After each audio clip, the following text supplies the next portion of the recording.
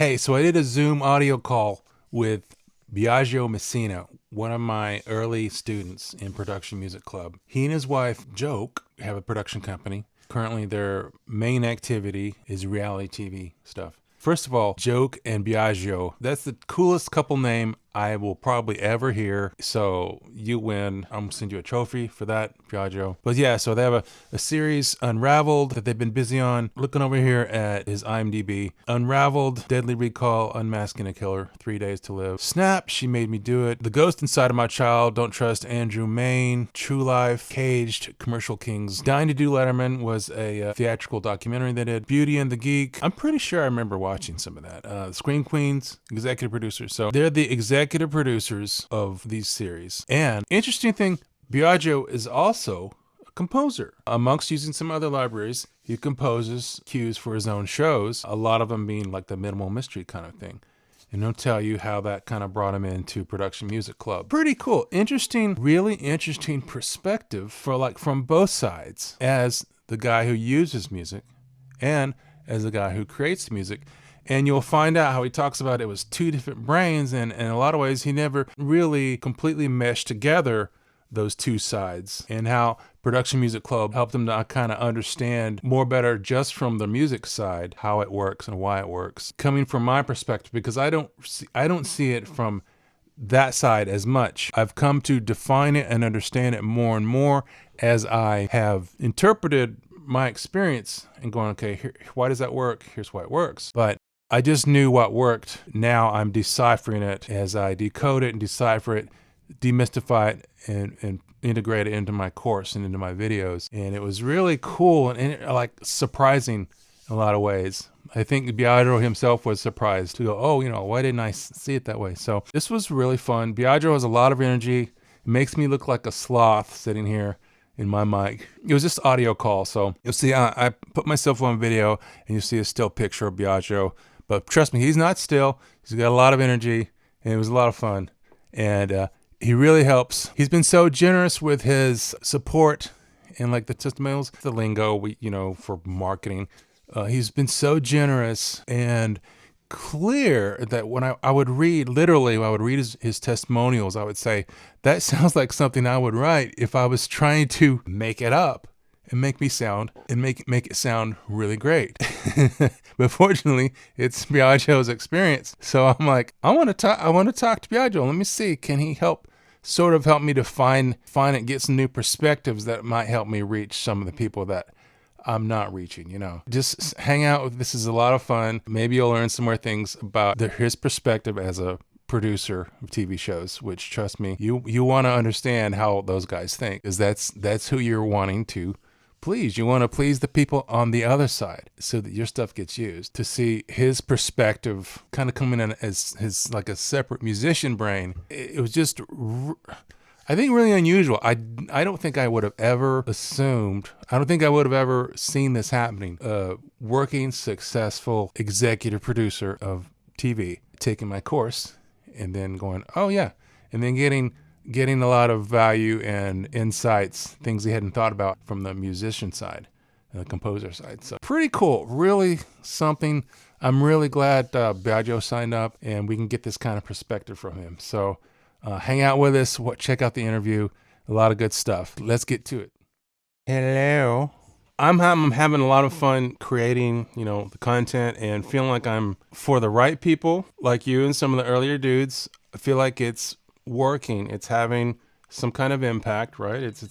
I'm somehow translating from my experience into something useful, hopefully, right? Yeah. And it started off with such a cool, like a nice little momentum, I think, I don't know, what was it? I got up to roughly 20 or so people, and then that sort of ended my little launch week. I think I doubled. I got around to that 40 mark, but I've been hovering around there, and I'm like, I can't seem to get beyond that. I feel like I'm not reaching the right people. I think with your testimonials alone, the way they're like poetry. They're so nicely worded.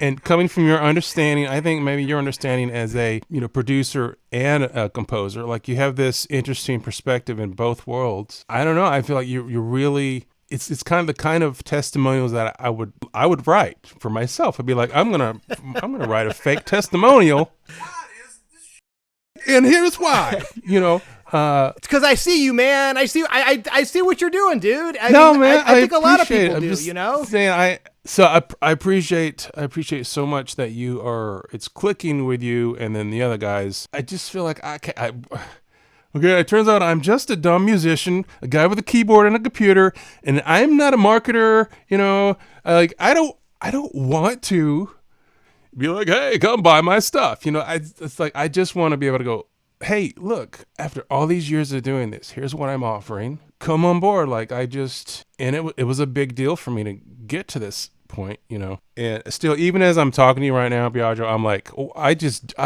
jumped in. I wasn't like, hey, how's the kids? How's the wife? How you doing? I just dove in. I don't know. I guess I feel like I had to admit, I don't want to pretend like, oh, I'm the guru and I've got it all together. I got it all together, and I'm gonna let you speak to me now about how awesome I am. I just like, look, I'm trying to figure out how to still get the word out to the right people. I don't want to take myself down several rungs all of a sudden. Dude, yeah, no, listen. Like, that guy. Here's the way I think you should look at. Excuse me, pardon myself. So I hope I didn't set this off on the wrong foot, being like, oh, Biagio, life is difficult. Life is difficult. Not at all, man. Dude, I know. And listen, sometimes you hear about people that build these things, and the first 2-3 years are tough. Yeah. It takes a minute, and I think you're sort of facing a little bit what my wife and I faced too in the unscripted TV world, in that it took a while for people to even figure out it was a thing, and now, because when we started it, we got no Google traffic at all to our podcast, our site. Nobody was looking for unscripted television or how to make reality TV or how to break in a documentary. Nobody was even looking. And then, over time, as more and more people came up watching that, it was like we could see it shift in our thing, because people were like, hey, I would like to do that. So I feel like it's a lot of people probably don't even realize necessarily what library music is, but when they do, I feel like, you're the guy they're going to come to. I mean, and you're so reasonably priced. You have so much incredible information, and you already show everybody what you do for free on YouTube, which is so awesome of you, because they can go and watch a minimal mystery tutorial, or any of the big epic one you have on there, and instantly get a sense for what you're doing and what you're talking about, which is, so it's and a 30-day money back guarantee, dude. It's like a no-brainer. Well, that was, that was my hope.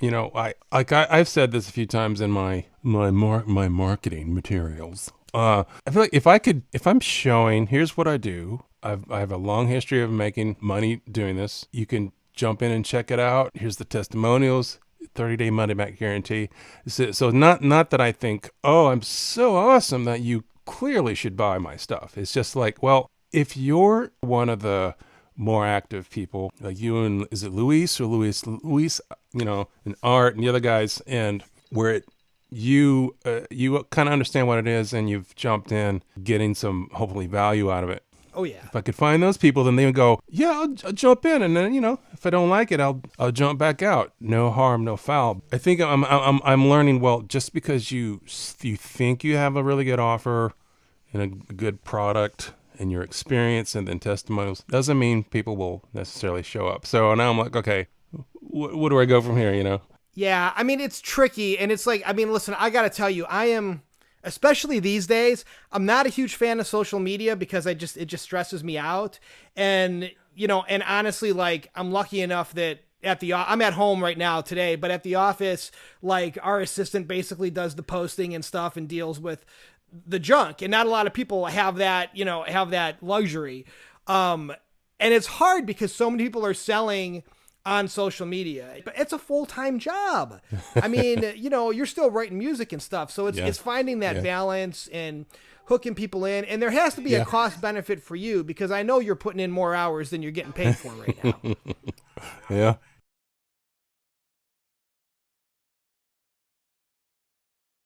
Truth. Let's be honest. How many people that bought the course are going to have a shot at getting a trailer license, because it's a hard, it's a hard thing.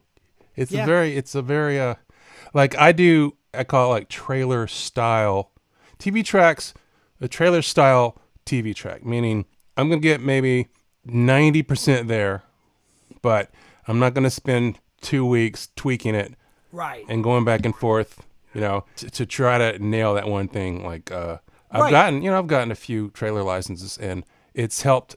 It's been a valuable part of, I think, my journey as a producer and musician to learn about that. And like, you guys know that I do the trailer thing, and I try to show you how to do it without too much complication.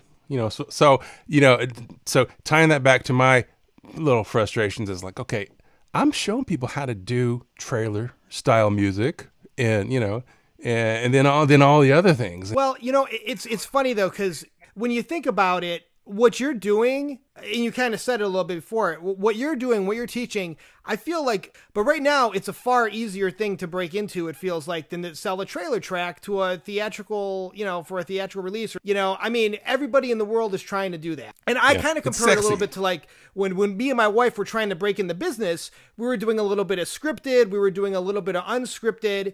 Everybody in the world was trying to do scripted, and nobody was really trying to do unscripted. So it was like, okay, we saw an opportunity there to do what we loved, but actually be able to break in and build a company. And I feel like that's the same thing with library music versus, the big shiny trailer tracks, So people are going to have a better chance of making money, I think, with you than they will with a lot of these other courses out there. They just don't know it yet. Yeah, I would agree. And I will tell you, for me personally, dude, so from the time I discovered your YouTube channel, this was even before your course came out, I was writing a bunch of cues for our current show, Unraveled. And it's really funny because when I listen to our cuts now, all I basically hear, I mean, there's other music in there too. There's multiple music libraries, but every time I hear one of my cues, it's basically one I've written since I discovered you. So like, I found your YouTube channel. I wrote, and this is a lot for me, I wrote like 15 tracks in 2 weeks, which again, for me is a lot, because I usually would take like 4 or 5 days on a track.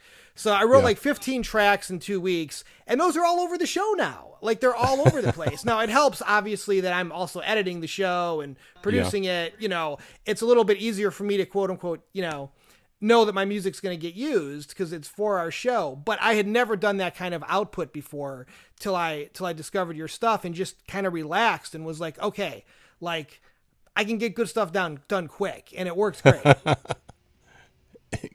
That's awesome, man. That is totally part of what I'm trying to teach, for sure. To make sure I covered some stuff that had any kind of logical flow, because generally, if it's just up to me shooting from the hip, there may be no logical flow at all to this. So I think your perspective is really interesting for the listeners at home. I want to make sure I ask. So you're producing TV and you're composing. So basically, tell us a little bit what you're doing.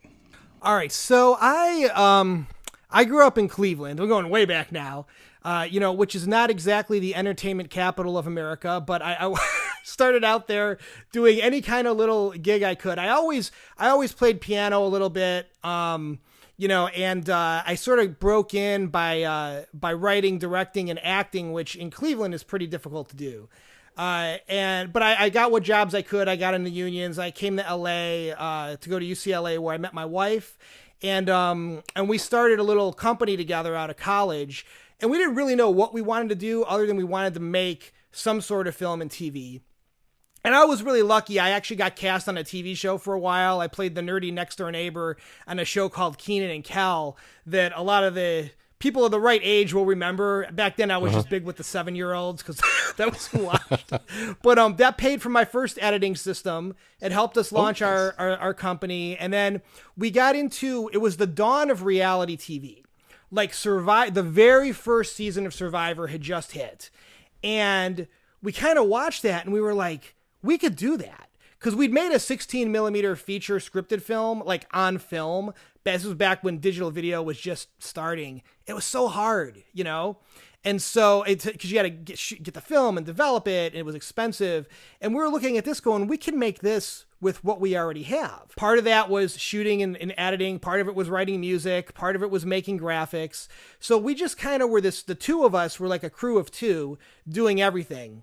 And we started shooting TV pilots like in our living room. We shot one with my wife's parents called Cooking with Beer. It was a ridiculous cooking show in her parents' kitchen, and we just started sending this stuff out, and we gained a little traction, and we were able to break into the unscripted television world, which kind of is an umbrella term for everything from competition reality up to like straight up documentary. And we've done both. We've done the range.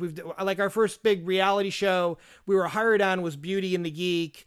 And then our first show for our company was a show called Scream Queens, which was actresses competing for a role in Saw.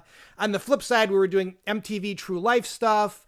We had a theatrical documentary called Dying to Do Letterman that played in theaters. So it's been like, it's all like little unscripted things we've put together.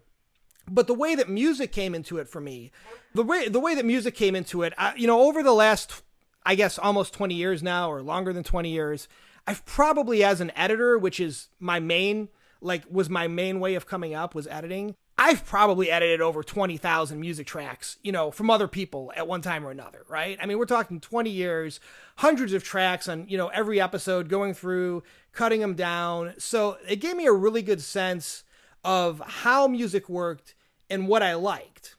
But this is where discovering your course and discovering your YouTube channel was so good for me. It's a weird thing, because you would think, having edited all these TV shows and specifically cut tracks in those TV shows, I would instantly know how to sit down and write what works. But it's like two different brains. Like, I would sit down and I would compose stuff, and I could force it in there. I could make it work because I'd put out like a dozen different stems, and eventually I would get it to work. But I was never really thinking about what it was specifically that was working in the tracks I used again and again. What I think you do so well, and I as an editor and a filmmaker, I'm looking at it and going, yes, that's exactly right. And as a composer, I'm looking at it and going, holy crap, why didn't I just put that together sooner? Is breaking down why these tracks get used in TV, staying out of the way of the voice, thinking about frequency ranges, understanding, how editors are going to loop certain points and what they're going to be looking for, making sure that you're not trying to do too much with the music, which I was definitely guilty of. Because, I think all of us who write songs are probably a John Williams fan on some level, right? But I could never stick, some big Star Wars fanfare in one of our true crime series. People would be like, what are you doing? But you sit down and you start writing music and you get carried away and you're like, oh, this is fun. This is great. And the truth is, that's not going to really work. That wouldn't even work for my own shows. So since sort of like discovering your YouTube channel, and I know I reached out to you early on and was like, let me know when the course is live. I can't wait. So excited. You have done such a good job of explaining, okay, look, this is how to write the music editors want to use. And again, as a filmmaker and a producer, I'm looking at going, yep, that's 100% right. That's totally right. He's dead on the money. And as a composer, I'm going, why didn't I put those two things together? That's great. It's interesting you said it's like two brains. I've learned from experience what works and what gets used. And then when I started teaching the course in the membership, I was like, okay, now I need to kind of translate what I've learned and go, no, why does this work? Why does this work? Why is this track effective? And from a mixing perspective, what makes this function well? Then how do I translate that? Well, and you do translate it really well, Todd. I like, honestly, I will tell you, when I discovered your YouTube channel, I was composing a bunch of cues. We have a few different shows going on, and I kind of have like a small little library that's like my library. Yeah. And I write a lot of different kinds of music, and then if it's right for a certain show, we'll use it for that show. But usually I would take 3, 4, 5 days to turn out a 2-minute cue, which is ridiculous. And then I like, seriously, like once I started watching your YouTube videos, and this was even before the course was out, I wrote like 15 cues in 2 weeks, which is the most I'd ever turned out. Every single one of them has been used at this point. And it was such an eye opener for me. The other thing that really, really helped me is because you're so active in the forums, which I still can't believe you are in there as much as you are. But you know what? I turned in a couple of tracks that were works in progress, and the way you talked me through hey, think about this for reverb. Think about this for your bass levels. You know, maybe think about, you know, changing things up a little bit here just to give it a little bit of extra spice. It took the tracks to a whole new level. You know, I mean, they were great. And, you know, it's not like I thought that I sucked before. Like, my music's been on TV for a while, but I'm like, wow, this is so much better. And, you know, I'm a filmmaker and producer and editor first, and composer, I would say a distant second, but it's something that I really love, and I want to do more of, you know, as my career goes forward, and maybe even eventually switch over to it. Yeah. I feel like your course and your membership and the way that you respond to people makes me feel like, yeah, you know what? I think I'm going to be able to get there, you know, and every single time I've asked a question, and anytime I've seen anyone else ask a question on your forums, you've answered. And I can't tell you how many of those answers I've copied and pasted into a text document that's sitting on my computer. So that's great. I love it. I love it. I really do. You know, because when this started out as an idea, you know, and thinking I don't see a lot of other guys doing this. Almost like, is it like The Secret? Is it like the big secret? The TV guys don't want to really show everybody else how to do it. One of the other interesting things that's happened to me since I've been subscribed to the membership is I notice now that if I go to SoundCloud, you know, or just any other place, and I listen to, like, people are sharing tracks and stuff, I can instantly tell, even more so now than I could before, whether it would work for TV. And I have to say, most tracks that I hear that people are posting, they wouldn't. You know, even though I couldn't have put my finger on why before, I feel like now, knowing what it is, again, what I've always used for years, and now hearing you put it into words, I go, oh, right, that's why this type of music is not going to work for library stuff. Yeah. You know, so I feel like you've helped attune all of our ears. And again, even me, speaking as a filmmaker and an editor and someone who's cut music for years, I'm like, oh, right. Yeah, that's why it's, you know, in my defense, when you're editing, you're thinking about a million things, not just the music. Yeah. But you know, it really, like, the way that you connected those dots is just great. That's awesome. I love hearing that, for sure. I love hearing that good feedback. Like with trailer music, you will hear plenty of feedback, you know, usually plenty of feedback, and there's so many levels of people you're going through trying to please that the level of expectation is just ridiculous. Most of my TV stuff, really most of it, I don't get many notes. It's just more like you send it out and it gets used. And until I started, like, being a little more social online and posting stuff on YouTube, like before even my channel, like posting like epic trailer stuff, cinematic stuff, and hearing people, just normal citizens of the world, go, I love this, or this made my day, or oh, that voice, you know. You just feel like, am I really in this business? I send the music off and money shows up, but what's going on here? It was so weird. I just felt so out of touch. So I'm still unusually probably thrilled by just hearing when something makes an impact. Well, listen, really it's definitely made an impact, you know, on me and my own workflow. And, you know, I also realize I'm in a unique position. You know, I've taken that well-worn path of composer by way of executive producer and television creator. You know, I mean, it's like the most backwards way to go. Like I said, music has always been a part of my life, but so it's been a little easier for me, you know, to justify the time I put into creating cues because I know I'm going to use them. You know, and I imagine, you know, it's probably more difficult for people who are, you know, just starting out, you know, and wondering, wow, how, you know, I'm going to write all these cues and what's going to happen with them? Where are they going to go? And that's difficult, but I think the trick is to give yourself the best chance possible. And so when you hear from a pro like you know, hey, this is what I wrote, this is what it ended up on, you know, or this, I find that this works, or even specifically the way you'll talk about jobs you're working on in the moment. You'll be like, hey, I got this call for this cue today. Here's how I'm approaching it. I mean, it's so invaluable. And I think it turns on, you know, a light switch. I think in my brain and probably other people's brains as well. It's like, that's how to think about it. That's what the life is really like. And if this is something I love, then I know that it's going to be a lot more of that, you know, which I think is important because I'm guessing, Todd, you have found even as successful as you are, it's not always the easiest career. Yeah, it's weird. When I first started doing this, my first check was like, it was just enough to cover 3 months expenses, and you get paid every 3 months. So it was like, hold on, am I full time?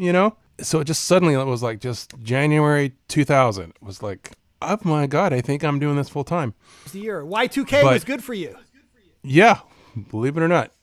Instead of, my joke was like, like they said all the computers are going to reset. Like all of a sudden we're going to be like, now look here, see? It's the year 1900 and I'm going to get in my Model T and drive down to the market. Like we're all going to revert and destroy humanity somehow. It's so weird because I'd be like, okay, I got 3 months worth. Okay, I'm going to pay 3 mortgages. I'm going to pay 3 car payments, like all at once. Just okay, they're paid for. All right, great. Like just it was weird to get my head around, and also maybe to go, is this real? Is this really happening? Like there's a good solid average, but it can vary each quarter. It didn't happen overnight from the first time you sat down to write a cue. No. It took a little while, and I felt like I had to figure out kind of a lot on my own. It was like one day, one of my publishers he did send me a CD. He said, look, here's some stuff that it's gotten placed for me. Do stuff like this. But I didn't really quite grasp how to break it down. I was just kind of going, okay, I'm going to do sort of sound-alikes. What am I hearing? And it was kind of crude, and I kind of got stuck doing very similar things. I guess it worked, but I didn't really quite get that. There's one reason I created this course. I wish I had something like this, when I started out. Yeah, man. Instead of I had a great opportunity. There was a particular talk show that needed, from my publisher, he needed like sort of like dance, like boom, boom, boom, for like makeover shows and stuff. The girls walking in doing the catwalk in a loop, or maybe it was like moms that get makeovers or something. I don't know. And no one else in his writers was really doing that kind of thing. And so it just worked out. It was just like great timing. There was probably some luck there as far as, okay, he's doing work for this. She's kind of new with this show and they need this kind of music. And then I came along and it just, it all worked out. I provided what he needed at the time. I found a place for what I'm doing. But there has been a lot of just trying to kind of see what works, and over the course of time, seeing what works, and then trying to adjust what I'm doing, and sort of learning by some weird osmosis of, okay, well, that's getting placed, and that's getting placed, and I'm getting called to do this. Never really, for years, really truly understanding why stuff worked, and why the mixes worked, and just so many things that I'm trying to break down and explain now. I still don't know if I've seen that as much. I know there's been a lot of trailer courses, out there, because it's way sexier, right? You're like, hey, maybe I could have the next Justice League trailer and get just this big ass, big beep. I'll probably have to beep that out. Just this giant, giant fees. I've talked about that when I first tried to start learning trailer music in, this was like 8 or 9 years ago. All you could find about it was basically trailer music on YouTube, but not really anyone talking about how they do it or any kind of tutorials. And I actually contacted one of the publishers, and I was like, hey, look, I know this is weird, but I'm a full-time musician. I'm doing great. I have a house and a picket fence and dogs and a wife and kids. You know what? Can I come over and bring some Subway and maybe a pizza? Just chill. Just kind of hang. Just see. I don't. This is voodoo. Can I just sort of witness what's going on there? Because in my head, it seemed fairly harmless and like not embarrassing, in that I could actually ask that and it not be like I was a crazy stalker. But as it turns out, after I tried a few times, I just got a really curt email response. It was like, sorry, no time. Sorry, I don't have time for that. And then I realized, this is weird. Was really weird. I should not have. I'm a grown man asking if I can come to your studio with a Subway sandwich and sit in the corner. I should not have done that. but what did they say? You miss 100% of the shots you don't take. So I give you props for going for it, man. I mean, you get the right person on the right day, and the next thing you know, I was desperate. Because I was so fascinated. Like, how do you take a computer, get music out of it that sounds like a big epic trailer that could be in a theater? I think I didn't realize people were doing that with samples and production even then. Like, this was like 8 years ago, maybe 8 or 9 years ago. And so I was just so fascinated. I was like, oh, I have to know how to do this. I've seen very few people showing how to do this. And I don't know. I had thought, are TV composers going to hate me am I giving the deep dark secrets out? They're like, Todd, what are you doing, bro? Now they're going to know how it works. There's another channel I've seen. This guy, he has some kind of membership and videos for interviews, but he never posts any music. I have no idea what he really, really does. And I'm like, what? I'm still not sure what your channel is about. So, I don't know. I just thought, let me be the dude. Let me be the dude that's there for other people the way that I wish someone had been there to teach me some things about this totally mysterious trailer thing, back then. 100%, dude. And what's so awesome about that is you don't do it with just the trailer stuff. You do it with all the stuff. I think about you, like you were saying 20 years ago, or longer than that, and listening to the CDs from the publisher and trying to break it down on your own. I come to your site, I come to the membership portal, and there it is. You're like, here's what I learned in the last 25 years, and here's how you do mineral mystery, and here's how you do comedy, and here's how you do thriller, orchestral tension. Here's R&B. I mean, hey, here's how I do vocals on this a theatrical trailer I did a pop song for. I mean, it's so good. I feel like even though they're longer videos, they do feel like bite-sized nuggets because you can spend an hour and all of a sudden have a deeper understanding of how, I don't want to say easy it can be, but that you don't have to overcomplicate it to try these different genres. I mean, I've tried genres now from your stuff that I would never have a reason to do at the moment. That comedy, like, wait, I got to post my comedy track yet. It doesn't really work in true crime. It'd be a little off. But you say, it's a really good tool to have in your bucket as a composer. So for me, I'm like, oh, this is great. Like, here's Todd's tricks to sit down and be able to turn out some of this light comedy, and now I feel like I know how to do it. I at least know where to start. And that probably took you months of going through CDs and breaking them down on your own. And now you've distilled that into, 1 hour that you can implant in my brain. And I'm like, oh, I get it. This is where I start. Thanks for saving me 3 years on this, Todd. Thank you. Can I tell you right now, I appreciate how you are, even if I'm not asking the most brilliant questions, your answers make it sound like I am. And I appreciate that. You're probably going, Todd, ask better questions, bro. I'm trying to help you out, man. God, I'm so behind the scenes. With CSAC, they have this yearly TV and film dinner, and then eventually turned into the TV and Film Awards dinner where they'd give out some plaques. That thing became so meaningful to me because I get out of the house and feel like I really do this for a living. And there's a few years I got some plaques, it's just random. It was like, you got enough airplay to get this plaque for Access Hollywood. And here's one for Dateline NBC because you got this random amount of. The funny thing is, this is ballroom full of tables and people. Me being out of the relatively few number of people getting these plaques, it did feel like, wait, I'm doing some stuff, man. Yeah, I am. Come on. I'm not just sad and alone in my studio.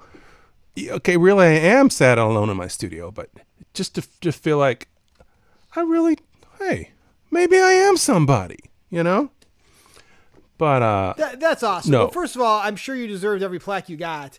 And quick sidebar note, it is something that's really interesting that I notice is like, okay, so like if I'm producing something, I'm out in the field, it can be a crew of 10, it can be a crew of like 250 if it's a show like Scream Queens. You're in the middle of it and everything's going on. And then, then I go away to write like music for a few days. And it is like, you're kind of in the room, by yourself, every now and then getting interrupted by the kids, which is welcome. But, it's a very different, right? It's a very different thing. It is, man. It is. It's been an odd career. At the same time, it's great. It's so cool. There is a cool thing. You create it on your own in isolation and upload it, and then those times when you do get to hear it back, for me, hearing it back like from Access Hollywood or Dateline, there's been random ones that end up on just really random. It's not a typical thing, but like a network comedy or something. And like there was one, do you not even remember the name of the show? It was like this something about an independent record label. This was like years ago. It was like a rap vocal kind of thing that mine showed up briefly. And just to hear it coming across, what is wrong with this planet? Why am I hearing myself do this semi-kid rock rap vocal on TV, but also really cool and interesting, It's still fun. It's still really fun to go, oh, hey, that's me, That actually, it's one reason I started watching Access Hollywood a lot. You're like, I'm like a part of it now. I'm like, this show's entertaining, but it's really entertaining when I hear myself. It's really cool. But yeah, it can be weirdly isolating, but still, I've discovered I guess what you call an introvert, meaning like I'm not like some weirdo that doesn't like to speak to people, but like even that CSAC thing, like if I can find a few people that I know and hang out with them and sit with them at the table, it's a great night, and I have maybe a couple of glasses of wine, which I only probably drink socially, and get just a little bit loose, just a teensy bit. I think I held a young couple hostage speaking about something for 20 minutes because I was a little buzzed. So, I probably went too far that night. They were probably like, oh, mister, just let us go, please. We didn't mean to ask a question about the music industry. I'm like, well, let me tell you, blah, blah, blah, blah, blah. Well, I bet you they learned something. Yeah, you betcha. I'm an introvert and like I like to speak one-on-one or a small group of friends. But if it's CSAC would do these holiday events, which for some reason is like, instead of just the TV and film crew, it's like sort of everybody. And then everybody that they invite, and you walk in, I'm like, all right, I'm gonna steam my shirt and put on some uncomfortable pants and show up and try to be social, and then walk in the room and there's 300 people I don't know. I'm like, oh, why am I here? This is exhausting. I hate my life. So yeah, I'm truth is, this life agrees with me. It agrees with me. Not having to deal with a bunch of people I don't know. Uploading my music, being on my own schedule, being on my own schedule. It's awesome. I mean, that's pretty awesome. Which, by the way, too, dude, is why I so appreciate what you're doing, because even though you had this incredible life where you just make your own hours and write music and put it up and hear yourself on TV, you decided you're going to teach people how to do it. And I know I know all of a sudden a lot of that free time goes away.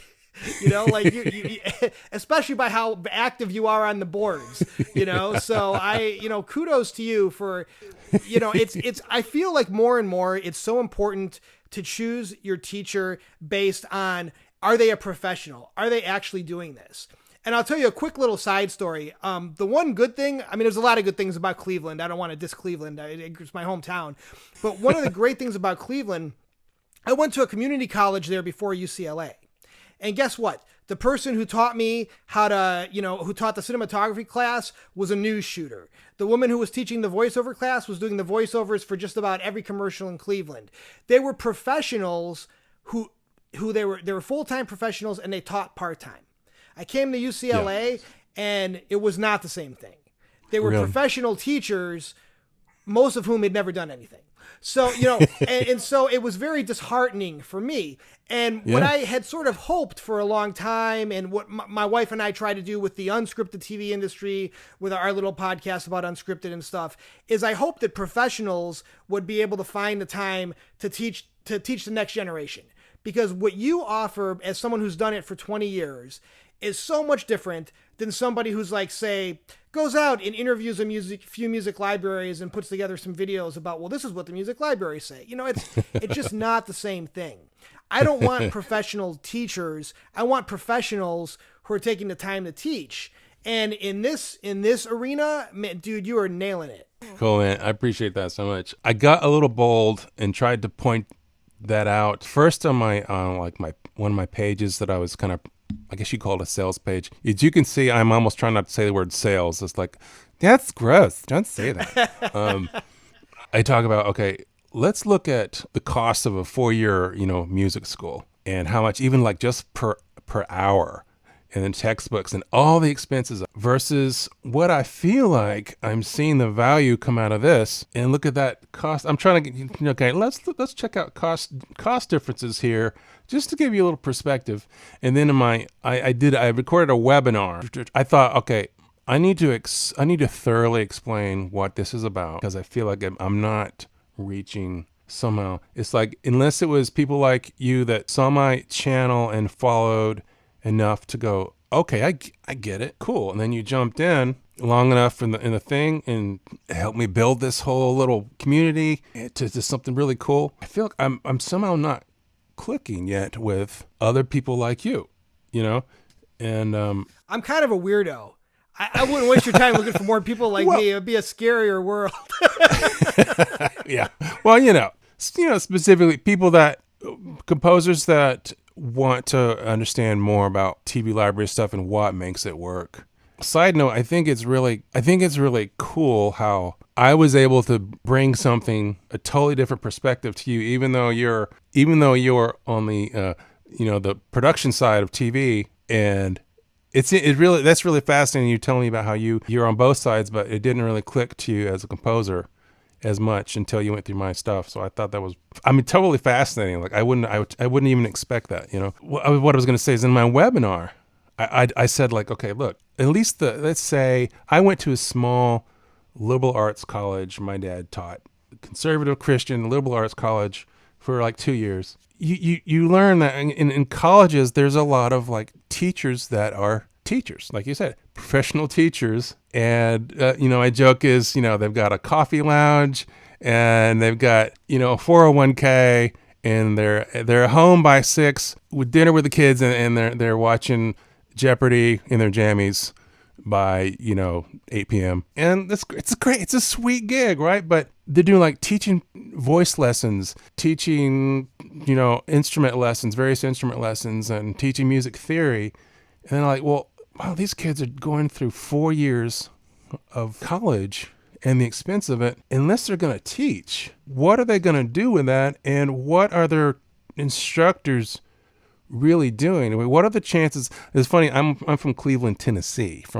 My mom says it's the second largest Cleveland. We're both from Cleveland. I had no idea. Yeah. I don't know if she's really confirmed that. She always liked to say it's the second largest Cleveland. Like, like that's quite a thing. Like, you should have a t-shirt made. The second largest Cleveland.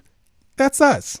Imagine in a small town in Tennessee, is anybody really working in the industry? How many people are singing for a living or playing some kind of instrument for a living? Unless they're, to be honest, in that area, there's like music ministers. They can have a full-time gig, right? Might be playing in the local symphony and then teaching lessons and all together doing it. But how many people, I was trying to say, how many of these colleges all over the United States, how many of these people are working professionals? How many are professional teachers? It's that whole ivory tower thing, right? This insulated ivory tower thing that I feel like this is a little crazy for me to say it, because my dad was a college professor. He had a doctorate in sacred music with a choral emphasis. It's very, very specific. But you know what that benefited him? Benefited because it was necessary for him to keep teaching and to get tenure and to get more pay at this university. I hope Dad doesn't see this, to be honest. I don't think he will. Sorry, Dad. It is what it is. It is what it was, because he's retired. But I was trying to point out, like you had said, no, it's nicer. It's probably nicer when you say it instead of me saying, well, listen, let me tell you how great I am. Which, I love to tell people how great I am. It's my whole vibe. Have you get to know me? Get to know me, Biagio. I'm something. I'm really something. But yeah, I did try to point that out. What is the reality of your professor being working full time, and what is the value of that versus what we're doing in production music club? And I'm like, look, I looked up costs. It's like, okay, it's weird, the whole concept of like that. This hour is this. It's called like a 3-hour class, and it's for the semester, and it's so many hundreds of dollars per hour. And then there's the textbook, there's everything else, and then there's the time. Now that I'm teaching, and I'm trying to be very specific based on my reality as a working professional. How does that compare to what they're doing there, and how much better could they possibly be prepared with the production music club experience versus whatever's out there, like Full Sail, or like I just looked up several different colleges, and there's such epic expense, but then at the end of the day, have you ever pulled up a track from someone else in one of your shows? I don't know if do you ever use outside music? Oh yeah. We use like a lot of like Extreme, Alibi, Dave Pellman. So do you ever pull that track up and go, no wait, what's his name? Where did he get his degree? I need to know that before I use this track. I mean, I think I like the track, but did he go to Full Sail? Sorry. He doesn't have a degree. No one gives a crap. No. Right? It's just about the end result and the music. And you know what? If you don't mind, I want to speak to the bigger perspective of that, because you're so right. And I personally, like, it's really hard for me to see people throw away, 5, 6, 7 figures in some places, on a college education, and come out and still be starting at square one. I'm not against college. I'm against the way that most people use it. Okay. So, my personal thing, and like what I'm going to tell my own kids when they're old enough to go, if they want to do something creative like this, they need to learn the creative part from people like you. Okay. They need to learn the creative part from people who are doing it. And if they're going to spend all that money on college, they should go take marketing courses or business courses or stuff that's going to actually help them make money using the creative stuff they're learning from people like you. It's night and day difference. I hire a lot of people for our TV shows, right? My wife and I, and there's this age-old question, do you need film school? Which I'm sure is very much the same as composers asking, do I need music school? Yeah, they do. And the answer for us is resoundingly no, you don't need film school. The main advantage of film school is maybe you meet somebody who helps you get a job later.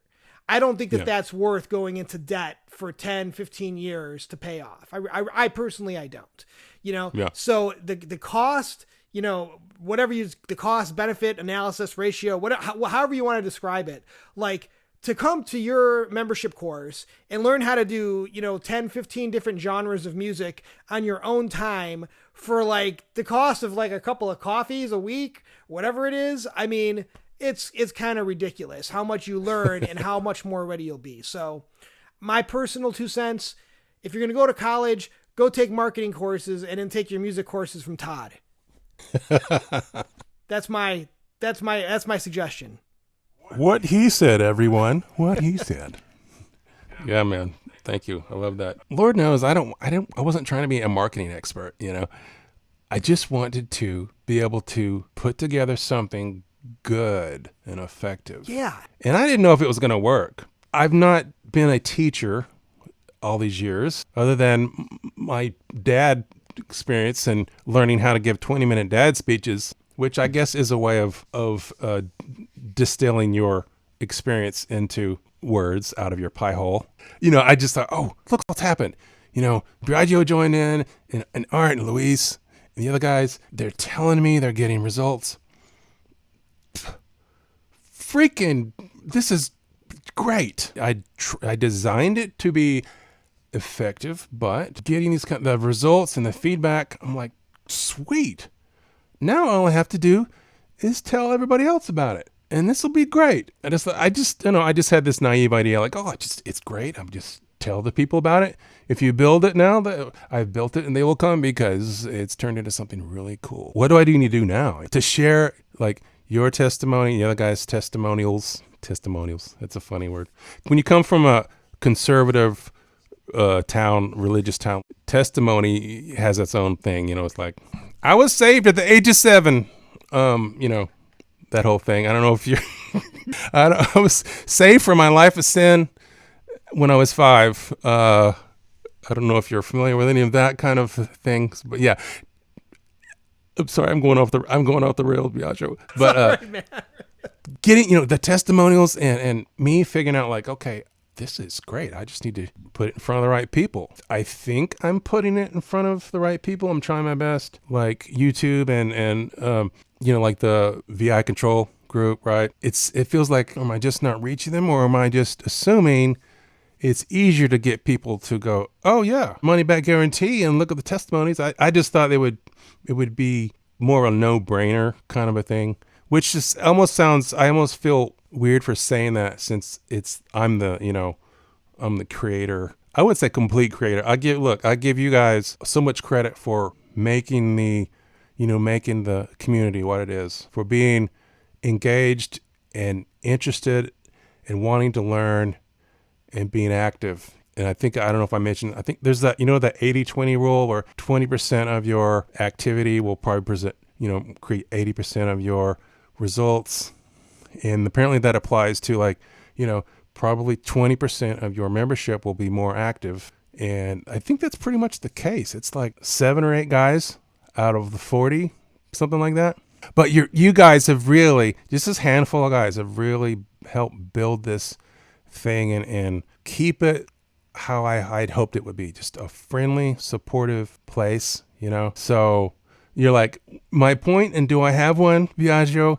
I feel like we have built a really cool community, figuring out a way to show what I do, and it's ended up being effective. And it's like this cool thing has happened that I didn't know if it would work or not.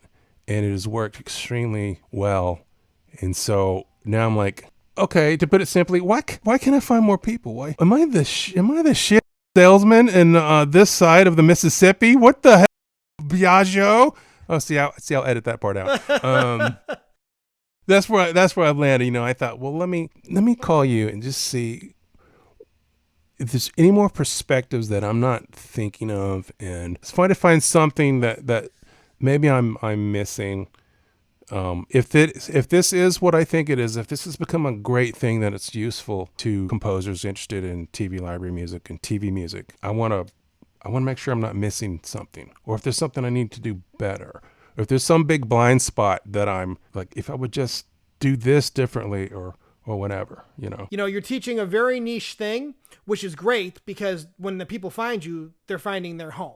And it's like, we had the same thing when we started our podcast, which we're coming up on 10 years on our podcast. And like, we met some really cool people, but it was a slow grower. And still, I'm lucky if we get 1,000 downloads of an episode, I'm not like, cause there's not that many people out there, especially for something like this, who are trying to do unscripted television, that's, everybody wants to make film, right? I think you're going to have an easier time getting to musicians. Now, I have the same problem that I would call a problem, but I'm in the same boat as you in that I hate marketing.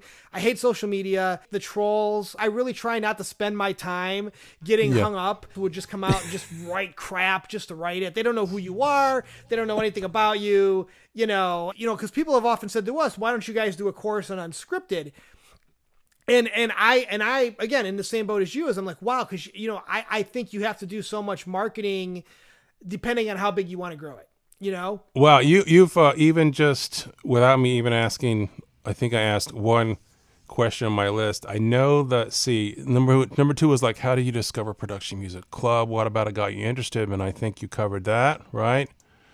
Yeah, I can give you a brief answer on that. Okay. So Production Music Club, like the way I found you, it was actually really awesome. I was, cause I try to also do some sound design for our shows. And so we were getting ready to do our new series Unraveled. And I was surfing the web looking for cool tutorials about, maybe come up with some unique sounds. And I found you, and you're like beating on Saran wrap and banging on like kitchen items and like turning them into these ridiculous sound effects that were like, I was like, holy cow. And I actually tweeted it out out even when I found you, because I was like, this is awesome. You guys should do this over the weekend. All you filmmakers, go make your own sound effects. And then I saw that you were teaching these music tutorials.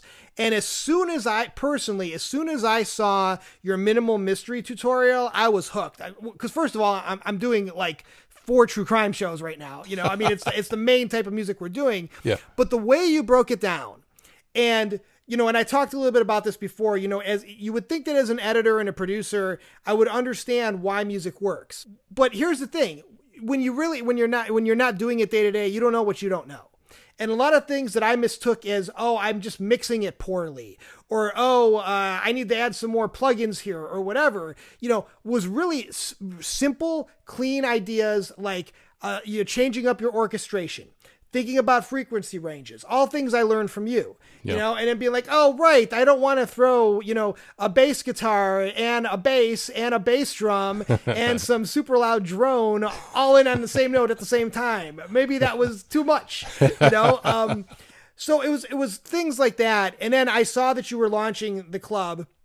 And by the way, for anybody watching this, just for the record, I'm not an affiliate. I don't get paid anything. Like, I just love everything that Todd does, and I'm a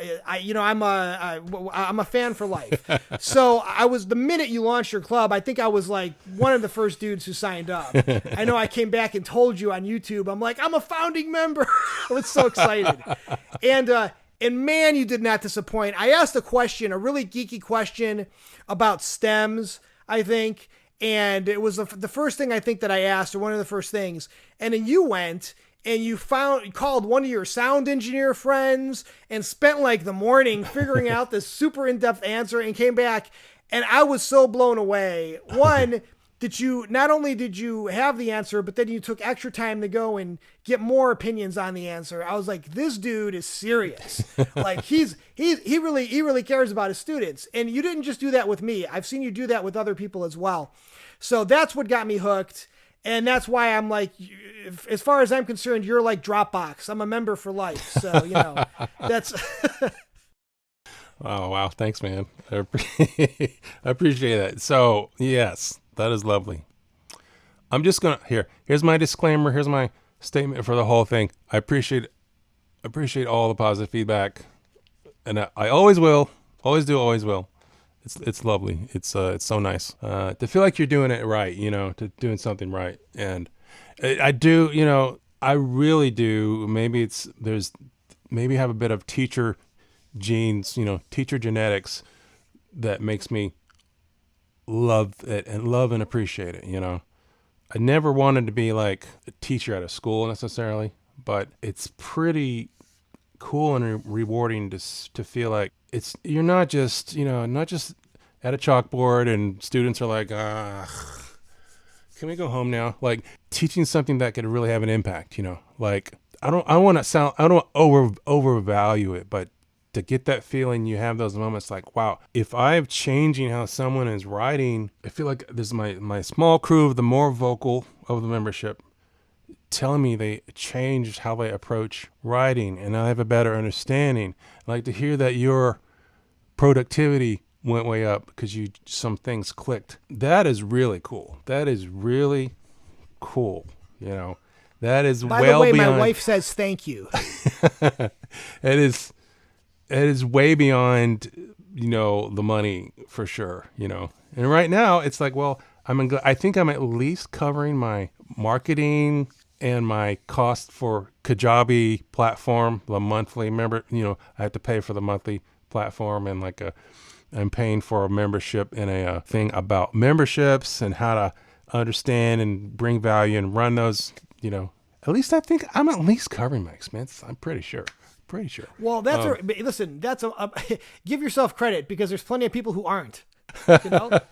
Look, it's I know it's gonna be a rough ride, and it always is when you start a new endeavor. Like, the entertainment industry is hard. Starting something from scratch is hard. So you've picked like a double whammy.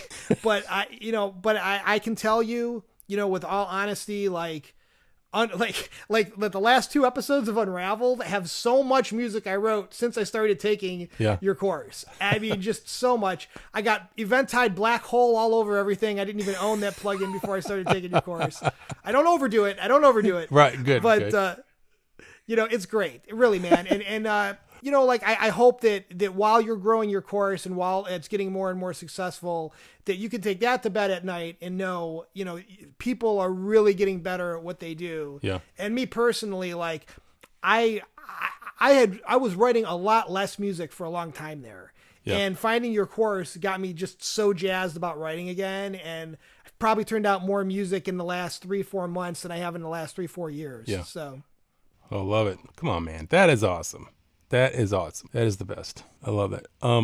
I had a few questions. I'll just do the same thing. Like I said, we probably covered these, but I'll just say it. Yeah, tell me let's rapid fire them. I'll try not to talk too much and give you something that's not too hard to edit.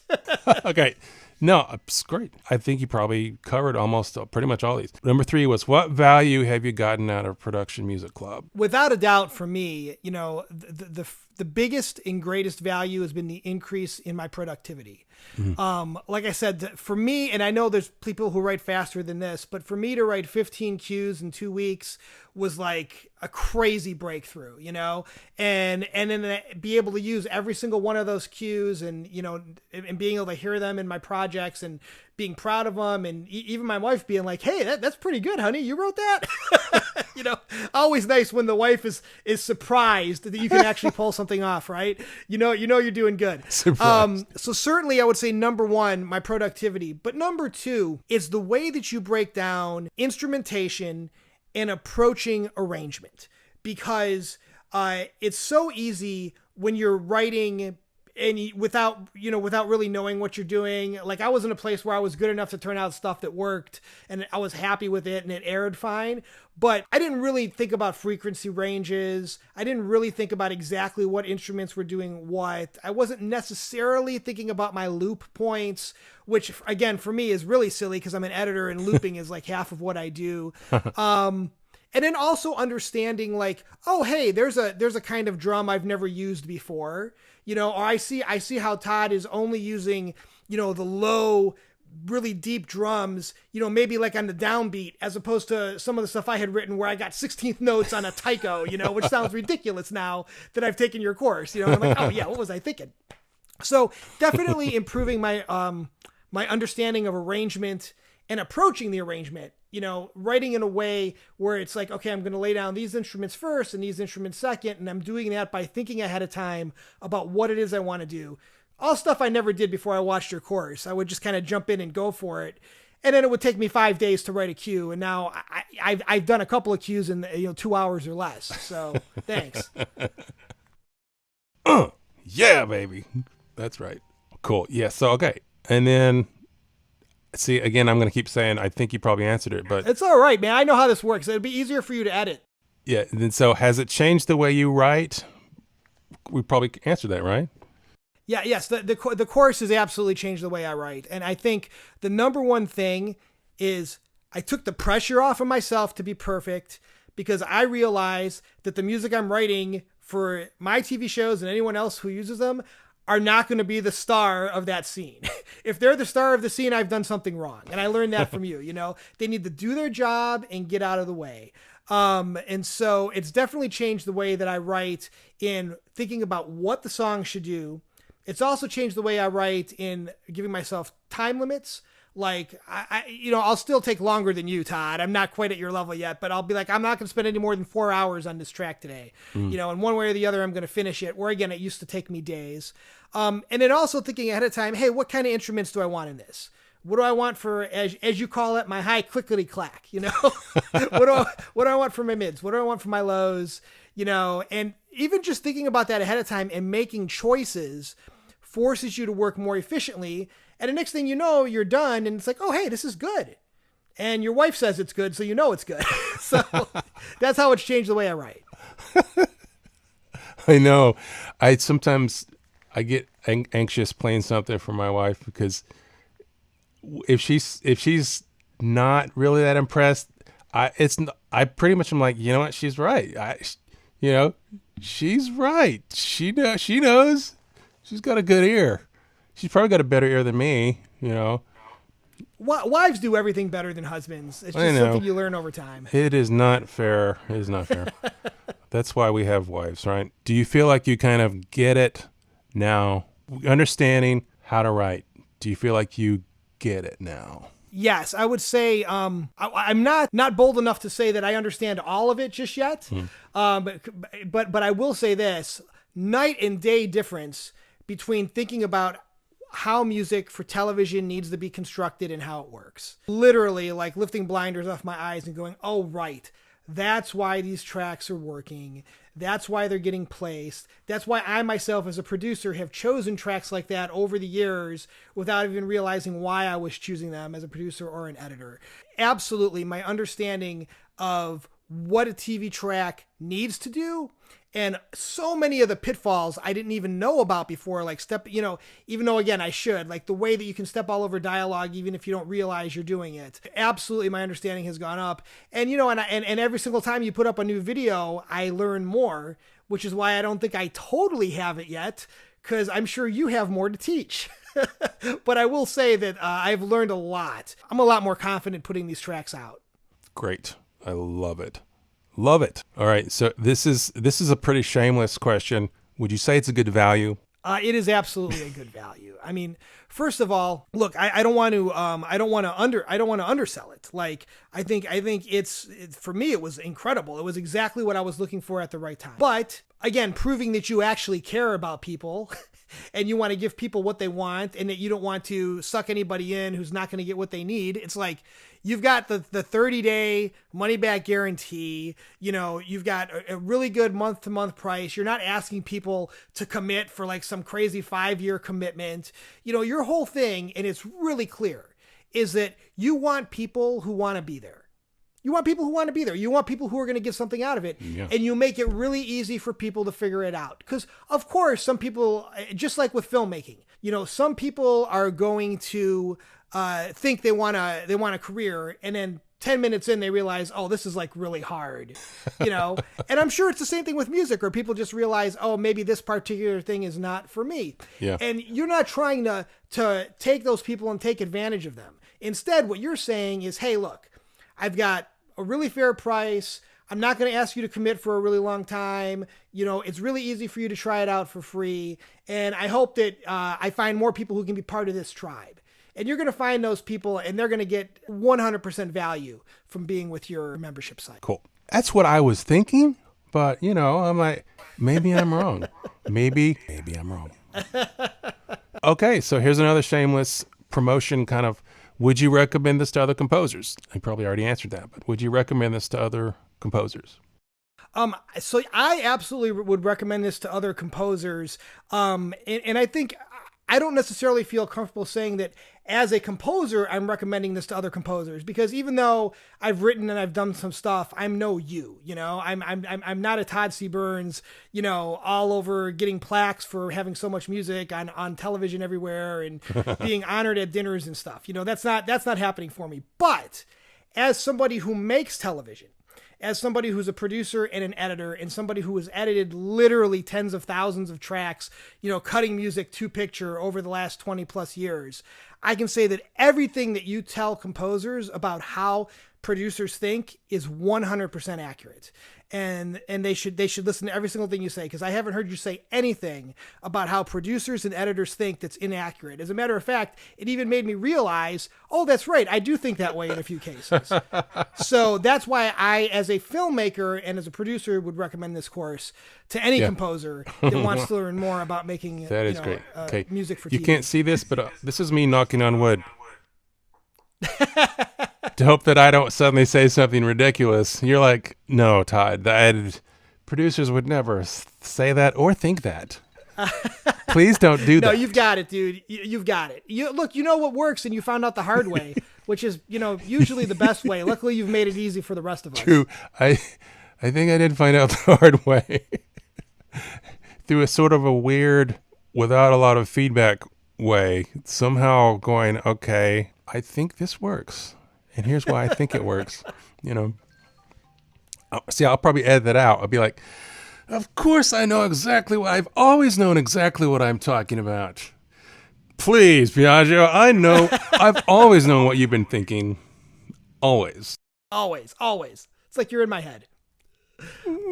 This is probably just more to you. What can I do to reach more composers like you and the rest of the crew in PMC? What do you think it is that would convince people to give it a shot that are not? I don't know. That's sort of been. I feel like it's been a bit of a mystery, and I'll edit out anything sad or loser about this question. But well, I'll tell you. You know, I almost wonder, and I mean this sincerely, if you're underselling yourself in that you absolutely know how to make great sounding music for library music. But by the way, every single thing you teach there can help YouTubers, can help people who are shooting for the audio jungles of the world, can help independent filmmakers who want to write some, cues or atmospheric stuff for their own films.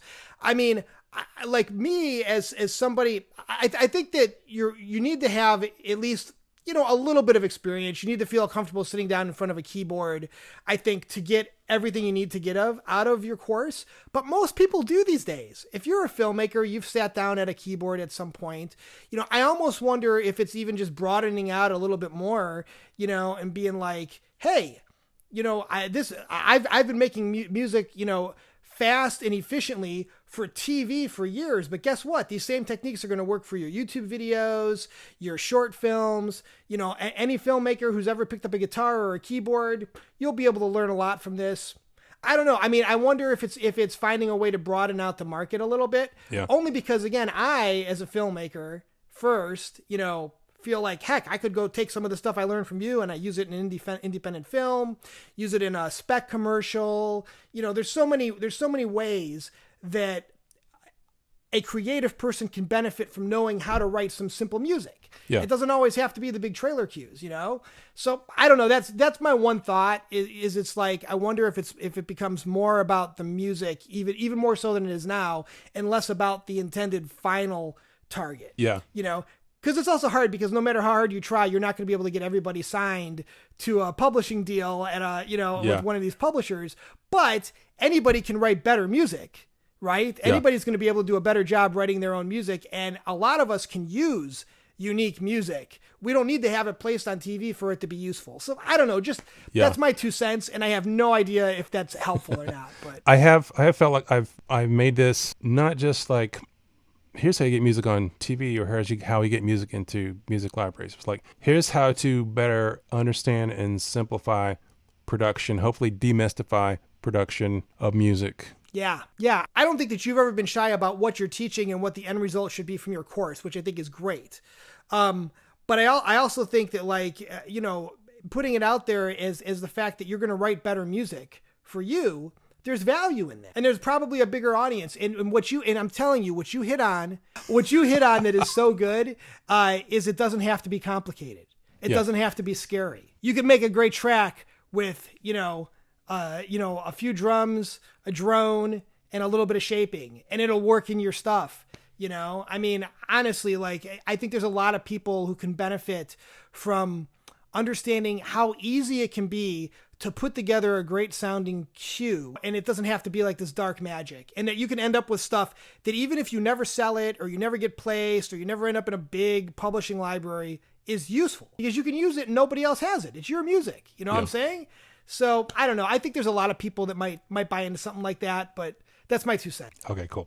From your perspective now, if you haven't already covered it, I would say who is this course for? Who would this course benefit? As I say, I've probably been more specific about who I'm trying to reach, but who can you see this course working for?